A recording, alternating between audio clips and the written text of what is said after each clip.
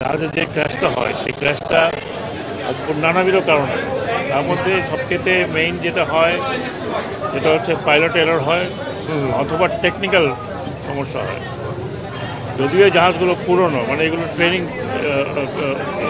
Jet, যদিও এগুলো ফ্রেমটা পুরনো, কিন্তু আমার জানা মতে ফ্রেম পুরনো হলো এসবের যে এভিয়নিক্স আছে ভিতরে, যে ইঞ্জিন এবং অন্যান্য কন্ট্রোল, এগুলো সবই কিন্তু আপডেট করা হয়, নতুন নতুন করে করা হয়।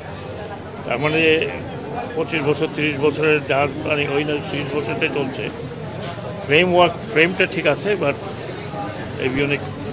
এখন ব্যাপারটা হলো যে এগুলো তো মেকানিক্যাল জিনিস, এটা ব্ল্যাক বক্স অ্যানালাইসিস না করা পর্যন্ত বোঝা যাবে না যে এটা কি টেকনিক্যাল এরর না পাইলট এরর।